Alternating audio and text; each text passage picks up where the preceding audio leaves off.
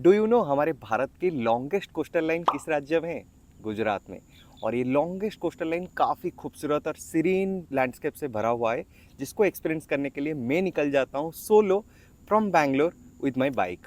और इस ट्रिप में मैं गुजरात के अंदर कुछ 9 दिन कंटिन्यूस राइड करता हूँ, जिसमें मैं कुछ सीरीन लैंडस्केप से लेके कुछ फेमस टूरिस्ट प्लेसेस भी कवर करता हूँ। ईच डे का इंडिविजुअल ब्लॉग मैं मेरे चैनल पे अपलोड कर चुका हूँ, बट इस वीडियो में मैं आपके साथ शेयर करने वाला हूँ मेरे ये एंटायर गुजरात ट्रिप की ओवरऑल एक्सपीरियंस, जिसमें मैं अकोमोडेशन, ट्रांसपोर्टेशन, स्टेज ये सब कवर करने वाला हूँ। और आखिर में मैं आपके साथ शेयर करूँगा मेरा इस ट्रिप का बजट, जिससे आपको एक मोटा मोटी आइडिया आ जाएगा कि आपको कितना बजट एस्टिमेट करके ये ट्रिप करना चाहिए। अगर आप गुजरात को बाई रोड ऑन बाइक और कार एक्सप्लोर करना चाहते हैं, then this video is for you. Let's begin. मेरे गुजरात की सोलो बाइक राइड स्टार्ट होती है बैंगलोर से, और पूरा गुजरात घूम के मैं फिर बैंगलोर वापस आता हूँ कुछ 11 दिन राइड के बाद। मतलब बीच में कुछ बफर डेज भी होता है। एक डिस्क्लेमर मैं यहाँ पे देना चाहूँगा, ईच डे का जो सेपरेट इंडिविजुअल ब्लॉग है वो, जैसे कि मैंने कहा, ये मेरे चैनल पे अपलोडेड है। बट जो लास्ट एपिसोड है जिसमें मैं शिरडी टू बैंगलोर आ रहा होता हूँ, वो एपिसोड का जो फुटेज है वो मेरा हार्ड डिस्क में करप्ट हो गया, तो अभी इसीलिए मैं उसको अपलोड नहीं कर पाऊँगा। So if you are waiting for that, then that will not come. So let's begin the day wise itinerary. Day 1 मेरे गुजरात राइड की स्टार्टिंग डे, जहाँ पे मैं बैंगलोर से स्टार्ट करता हूँ पुणे तक। जो रूट मैंने लिया था बैंगलोर टू पुणे के लिए, वो है Bangalore Hubli then Pune. It was a bad decision I would say, क्योंकि कर्नाटका एंड होने के बाद जब महाराष्ट्र रोड स्टार्ट हुआ तो काफ़ी अंडर कंस्ट्रक्शन पैचेस मिला, जिसकी वजह से मुझे काफ़ी ट्रैफिक और बैड रोड्स भी फेस करना पड़ा। So it was not a good decision I would से। क्यों? क्योंकि मैं बाद में बताऊंगा, there is another A alternative root जो मैंने आने के टाइम लिया था। बट उस दिन मेरा ऑन दी वे में कोल्हापुर होके गया था, तो कोल्हापुर में मुझे मस्त कोल्हापुरी थाली खाने को मिला। That was a good part. Then आज you know it is long straight highway and highways are little bit boring, तो उस दिन कुछ उतना खास मैं एक्सपीरियंस नहीं किया। It was just riding 900 kilometre from point 1 to point B. बीच में थोड़ा बहुत खाना पीना तो चलता रहा। फिर आता है डे 2, जिसमें मैं राइड कर रहा होता हूँ पुणे टू सूरत। एक्चुअली बीच में एक दिन का मैंने स्टे भी पुणे में किया था for rest, but that is I am not counting. तो पुणे टू सूरत जो मैं रूट लिया था वो है पुणे, लोनावला, थाने, देन सूरत। तो पुणे से कुछ 50 किलोमीटर स्टार्ट करने के बाद बहुत ही सीनिक व्यू देखने को मिल गए मुझे, जो कि था लोनावला की सुंदर सी घाट सेक्शन, और बहुत ऊंची ऊंची माउंटेन्स, ग्रीनरी एंड जो क्लाउड्स के साथ बहुत सुंदर व्यू आ रहा था। That was A next level experience. फिर उसके आगे जब जाता हूँ, महाराष्ट्र बॉर्डर जब एंड होने को होता है, वो लास्ट 20-30 किलोमीटर स्ट्रेच ना बहुत ही मतलब अनोइंग था, क्योंकि वो हाईवे में अंडर कंस्ट्रक्शन पैचेस की वजह से एक साइड ट्रैफिक को छोड़ रहे थे और बहुत ज़्यादा जाम लगा हुआ था। हाईवे में जाम मतलब आप समझ सकते हैं, मैं पूरा राइडिंग गियर्स लगेज के साथ बीच में फंसा हुआ था, जिसमें कुछ 30-40 मिनट या 1 आवर के आसपास लग गया just to cross 1 kilometre 2 kilometre.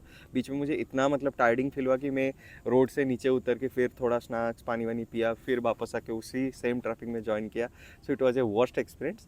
फिर जब मैं एक बार महाराष्ट्र बॉर्डर क्रॉस कर जाता हूँ, गुजरात एंटर करता हूँ, then I felt like it's a next level road infrastructure. It feels like a new country type. वैसे महाराष्ट्र के रोड के मैं उतना भी बुराई नहीं कर रहा हूँ, मतलब बहुत लोगों को लगता है कि मैं I am against the Maharashtra road and all this things, but honestly बताऊँ तो मैं कर्नाटका से महाराष्ट्र होते हुए गुजरात गया, तो मैं उसको रेफरेंस में रख के, कर्नाटका एंड गुजरात के रोड को रेफरेंस में रखते हुए बोलता हूँ कि महाराष्ट्र के रोड सही में उतने अच्छे नहीं है।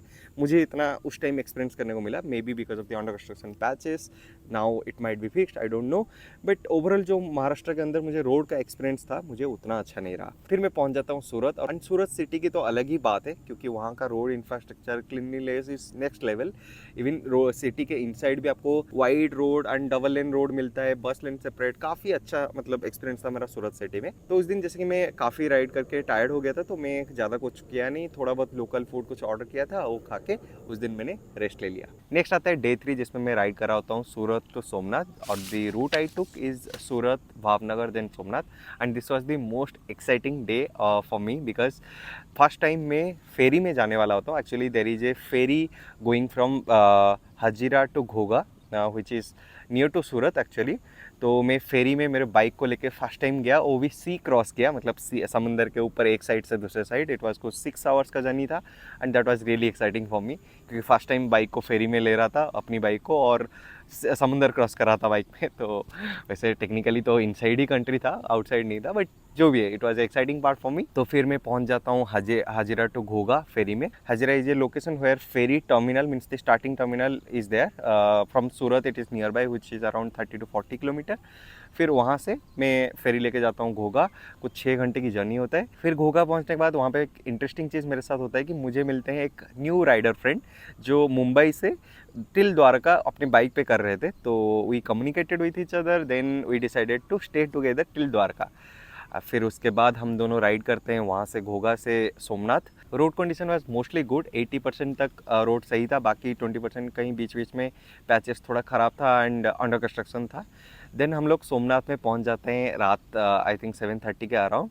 जैसे कि उस दिन पहुंचने के बाद हम लोग थोड़ा टायर्ड भी थे और लेट भी हो गया था, so we decided to take rest and do the darshan next day. फिर आता है डे 4 जो कि मेरे लिए एक स्पेशल डे था, क्योंकि इस दिन मैं करता हूँ हमारे भारत की सबसे प्राचीन ज्योतिर्लिंग सोमनाथ ज्योतिर्लिंग के दर्शन and it was a next level experience. और उस दिन मैं और मेरे दोस्त काफ़ी सुबह उठ के हम लोग चले गए थे, तो हमें मॉर्निंग आरती भी देखने को मिला और ऊपर से उतना भीड़ भी नहीं था। सो ओवरऑल जो दर्शन का एक्सपीरियंस था वो भी बहुत अच्छा था। उसके बाद फिर हम जो नियर बाई लोकल प्लेसेस था वो भी हम एक्सप्लोर किए।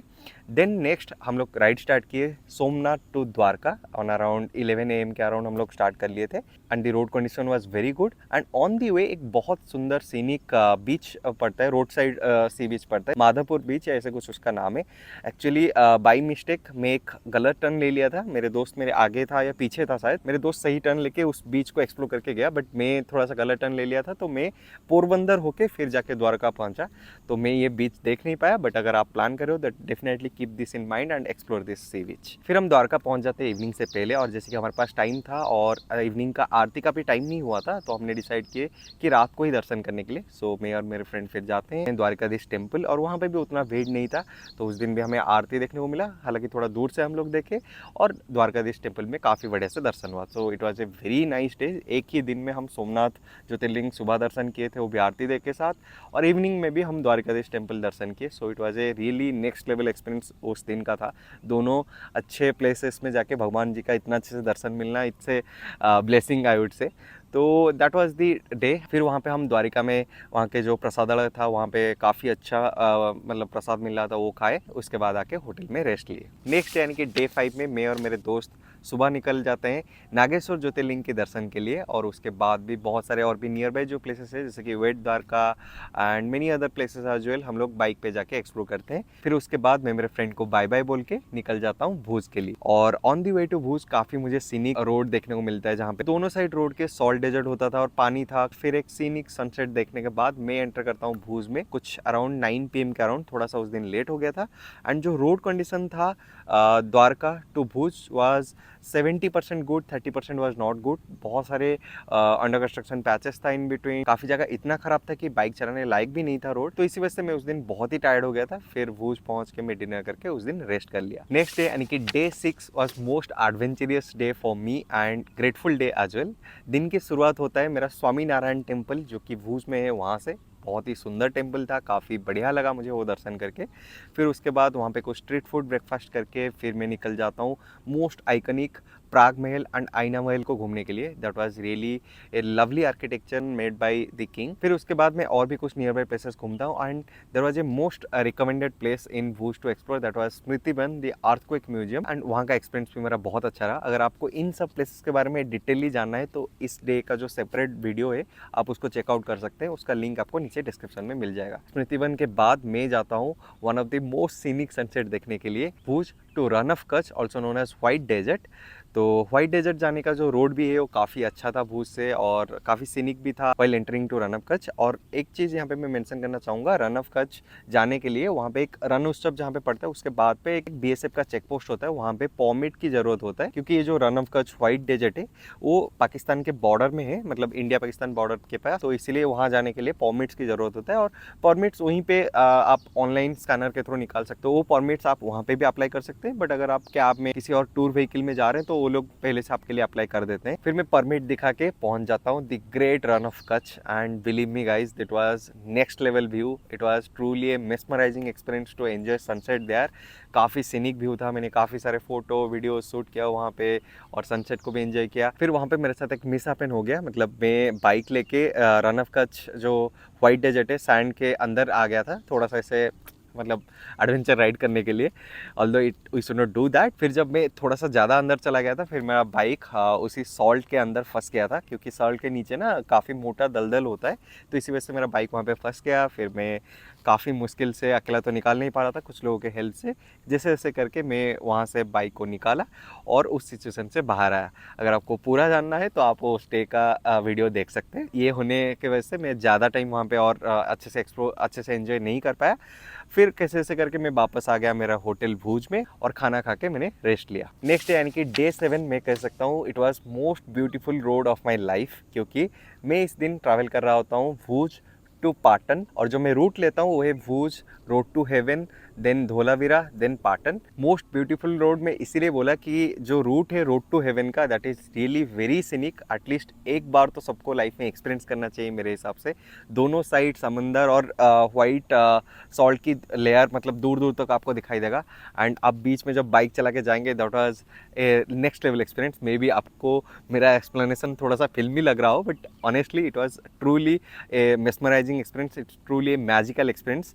और ऊपर से अगर आप सनराइज और सनसेट के टाइम जाते हैं तो और भी मतलब जैसे 4 चांद लग जाएगी आपकी ट्रिप की। तो मैंने थोड़ा सा लेट गया था, तो तब तक तो सनराइज हो ही गया था, but the view and the experience was next level. सबको एक बार एटलीस्ट लाइफ में एक्सपीरियंस करना चाहिए। And the name road to heaven, मतलब जो हेवन का वर्ड वहाँ पे यूज़ किया गया, actually it is worth it. ऐसे तो मैं हेवन को एक्सपीरियंस नहीं किया हूँ, और भगवान करे इतना जल्दी एक्सपीरियंस करने को ना पड़ जाए। You understood what I mean to say, it was really a lovely road experience. फिर रोड टू हेवन के बाद मैं पहुंच जाता हूँ धोलावीरा, जो कि काफ़ी अंडररेटेड प्लेस मैं कहूँगा। वहाँ पे है एक 5000 ईयर्स ओल्ड हरप्पन सिटी, जहाँ पे 5000 साल पहले कैसे वहाँ पे लोग आके पानी का खोज किए थे, फिर पानी को कैसे एडवांस इरिगेशन सिस्टम करके वहाँ पे सिटी बिल्ड किए थे, कैसे सर्वाइव किए थे। That was a lot of things are there to know in that place. That is truly underrated mysterious place मैं कहूँगा। और डेफिनेटली अगर आप गुजरात टूर प्लान करें तो धोलावीरा का ये हरप्पन सिटी आपके बकेट लिस्ट में होना चाहिए। और अगर आपको हिस्ट्री में ज़्यादा इंटरेस्ट है और आर्कियोलॉजिकल साइट्स वगैरह ये सब देखने में इंटरेस्ट है, तो डेफिनेटली आपको बहुत अच्छा लगेगा। फिर मैं धोलावीरा में हरप्पन सिटी एक्सप्लोर करके निकल जाता हूँ पाटन की तरफ। और रोड कंडीशन उतना अच्छा नहीं था, क्योंकि एक और चीज़ मैं यहाँ पे मेंशन करना भूल गया, ये जो भूज टू रोड टू हेवन, फिर आगे धोलावीरा, फिर आगे जो रोड होता है वो काफ़ी रिमोट एरिया के थ्रू होके जाता है, तो वहाँ पे नेटवर्क नहीं आता, वहाँ पे फूड ऑप्शन बहुत लिमिटेड मिलते हैं, स्टेज ऑप्शन भी काफ़ी लिमिटेड मिलते हैं। So you have to plan accordingly. फिर मैं पहुंच जाता हूं पाटन, और पाटन तक जो रोड था वो कुछ 60-70% अच्छा था, बाकी बीच बीच में under construction patches and remote area की वजह से रोड थोड़ा सा ख़राब था। पाटन में मैं थोड़ा सा जल्दी पहुंच जाता हूं, तो इसलिए मैं डायरेक्टली चला जाता हूं दी यूनेस्को वर्ल्ड हेरिटेज साइट रानी की वाव देखने के लिए। And it was really a architectural Marvel. वहाँ पे बहुत सुंदर सी आर्किटेक्चर आपको उस स्टेपल में देखने को मिलता है, और उसके बारे में काफ़ी कुछ इंटरेस्टिंग कहानी भी है। अगर आपको जानना है तो आप मेरा सेपरेट वीडियो देख सकते हैं इस डे का। सो फिर मैं पाटन में रानी की वाव एक्सप्लोर करने के बाद रूम आ जाता हूँ। फिर नेक्स्ट डे यानी कि डे 8 में मैं राइड कर रहा होता हूँ पाटन टू गांधीनगर, और मेरे दिन की शुरुआत होता है riding from Patan towards Modhera, क्योंकि मोधेरा में है एक बहुत ही सुंदर सी सन टेम्पल। एंड वहाँ पहुँच के मैं देखता हूँ इस सन टेम्पल की आर्किटेक्चर डिजाइन पैटर्न बहुत सुंदर है, और इस मंदिर के भी एस्ट्रोनॉमिकल सिग्निफिकेंस है। जैसे कि इस मंदिर में ऐसे बहुत सारी चीज़ें पाया जाता है जो ये सिग्निफाई करता है कि 1000 साल पहले कैसे एस्ट्रोनॉमी को यूज़ करके उस टाइम ये टेम्पल को यूज़ किया गया था, जब एस्ट्रोनॉमी की नाम ही नहीं थी ग्लोबली, तब इंडिया में कैसे ये सब इतना एडवांसली बना हुआ था। So it's really a nice temple, you can definitely include this in your itinerary. फिर मोधेरा से मैं निकल जाता हूँ Gandhinagar, road was very good. फिर गांधीनगर पहुँच के थोड़ा फ्रेश होकर मैं निकल जाता हूँ एक्सप्लोर करने के लिए आदालास की वाव, अनदर आर्किटेक्चरल मार्वल इन गुजरात, जो कि एक स्टेपल है और बहुत सुंदर आर्किटेक्चर आपको उसमें देखने को मिलेगा। और उसके पीछे भी एक हार्ट ब्रेकिंग स्टोरी है जिसके बारे में मैं मेरे वीडियो में बताया हूँ, जो इंडिविजुअल उस डे का वीडियो है, आप चाहे तो उसे चेकआउट कर सकते हैं।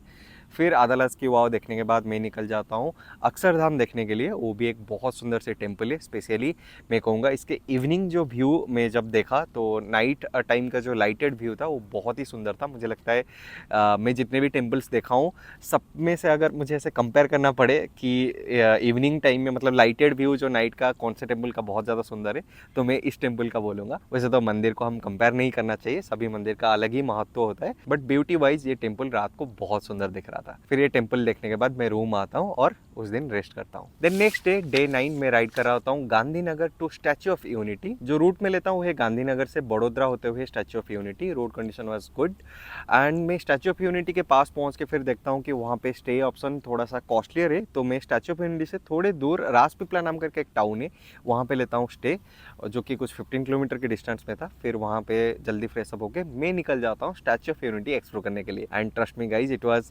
Really a magical experience I would say, क्योंकि ये स्टैच्यू को दूर से देखना एक अलग बात होता है, बट जब आप इसके पास जाके इस चीज़ को एक्सपीरियंस करेंगे इट्स अ डिफरेंट एक्सपीरियंस। क्योंकि इतना बड़ा स्टैच्यू था, उसके पास जाके ही मुझे फील हुआ कि it is really giant statue. और आपको पता ही होगा ये वर्ल्ड की टॉलेस्ट स्टैच्यू है जो हमारे भारत में है, so it's really architectural wonder. फिर मैं स्टैच्यू ऑफ यूनिटी के अंदर आके एक एक करके सब चीज़ को एक्सप्लोर करता हूँ, जैसे कि वहाँ पे व्यूइंग गैलरी है, वैली ऑफ फ्लावर्स है, Sardar Sarovar dam view point है और बहुत सारे ऐसे चीज़ें। और आखिर में आप लेजर शो भी वहाँ देख सकते हैं। इसके बारे में डिटेलली मैं स्टैच्यू ऑफ यूनिटी वाला जो मेरा ब्लॉग है उसमें एक्सप्लेन किया हूँ, अगर आपको जानना है तो आप वो वीडियो चेकआउट कर सकते हैं। फिर ये सब एक्सप्लोर करने के बाद मैं उस दिन रूम आके रेस्ट करता हूँ। नेक्स्ट डे यानी कि डे 10 जो कि मेरा लास्ट डे होता है गुजरात में, और मैं राइड कर रहा होता हूँ statue of unity to Shirdi. और सरप्राइजिंगली ये डे मेरा एक काफ़ी अच्छा राइडिंग एक्सपीरियंस डे था, क्योंकि मैं जब स्टैच्यू ऑफ यूनिटी से शिरडी आ रहा था तो मैं जो रूट लिया था Statue of Unity, then Saputara, then Shirdi. So on the way मुझे काफ़ी सीनिक घाट सेक्शन देखने को मिले। और ऊपर से मैं एक चीज़ फील किया कि जब मैं नर्मदा डिस्ट्रिक्ट में राइड कर रहा था गुजरात के अंदर, ये डिस्ट्रिक्ट बाकी जितने भी डिस्ट्रिक्ट्स थे उनमें से थोड़ा सा अलग है, क्योंकि यहाँ आपको बहुत अच्छा ग्रीनरी मिलेगा। नर्मदा नदी के साइड में आपको काफ़ी अच्छा रोड मिलेगा और बहुत सारे घाट सेक्शन देखने को मिलेगा फुल ऑफ ग्रीनरी, जो कि नॉर्मल गुजरात के जो बाकी एरिया हैं, मतलब बंजर ज़मीन या फिर समंदर के साइड वाला एरिया, सॉल्ट डेजर्ट वाला एरिया से काफ़ी डिफरेंट लगा मुझे।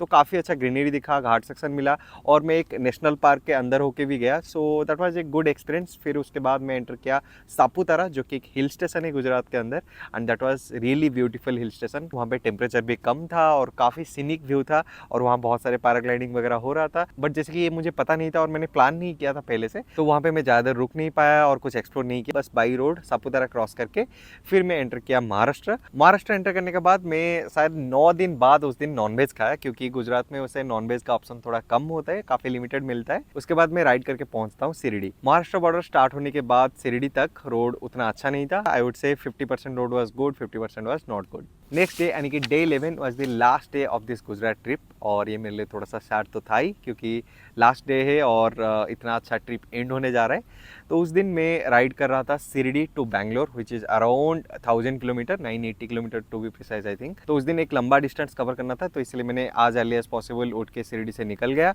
और जो मैं रूट लिया last day, Shirdi to Vijayapura, then Vijayapura to Hospet, then Hospet to Bangalore, ये बेसिकली अनदर रूट है जो मैं डे 1 पे आपको बोला था। मैं लिया था पुणे के लिए, हुबली होके मैं गया था, बट आने के टाइम मैं Shirdi to Hospet and Vijayapura and Hospet होके आया।